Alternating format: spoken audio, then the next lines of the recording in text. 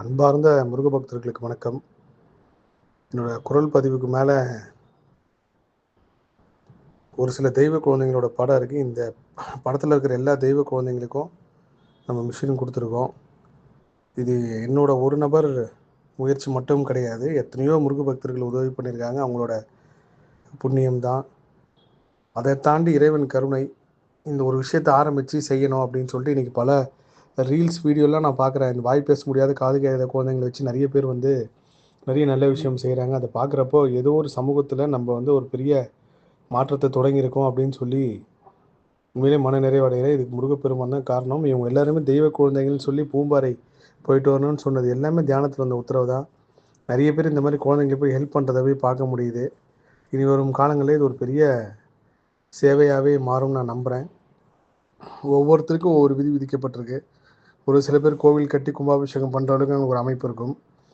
ஒரு சில பேருக்கு ஒரு கோவிலுக்கு ஏதாவது ஒரு உதவி செய்கிற மாதிரி இருக்கும். இன்னொருத்தங்க இந்த மாதிரி தெய்வ குழந்தைகள் உதவி பண்ணுற மாதிரி இருக்கும். அதனால் எதுவுமே சிறுசு பெருசு அப்படின்லாம் கிடையாது.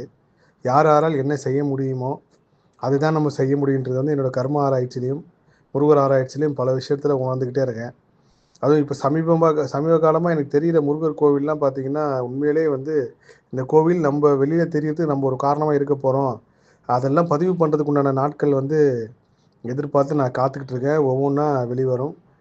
ஓம் சரணபவால கந்தன் தருவான எதிர்காலம்ல அடுத்த கோவிலும் ரொம்ப அற்புதமான ஒரு கோவில் தான். அந்த கோவில் எனக்கு எப்படி தெரிய வந்ததே ஒரு பெரிய முருகர் கருணை தான் சொல்லணும்.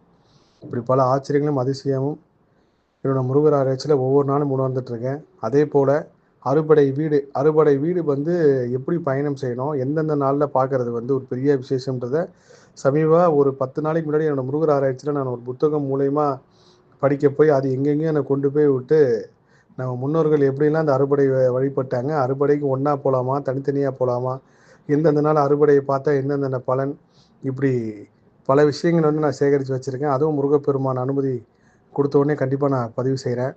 நிறைய பேர் மனசில் கேள்வி என்னென்னா, அறுபடை வீடுக்கு நம்ம போயிட்டு வந்தோமே, போயிட்டு வந்து ஏன் இவ்வளோ பெரிய துன்பத்தை அனுபவித்தோம், ஏன் இவ்வளோ பெரிய வேதனை நம்மளுக்கு வந்துச்சு அப்படின்னு சொல்லி பல பேர் மனசில் இருக்கிற கேள்விக்கு நிச்சயமாக அந்த தகவலும் அந்த விஷயமும் ஒரு பெரிய பதிலாக இருக்கும்.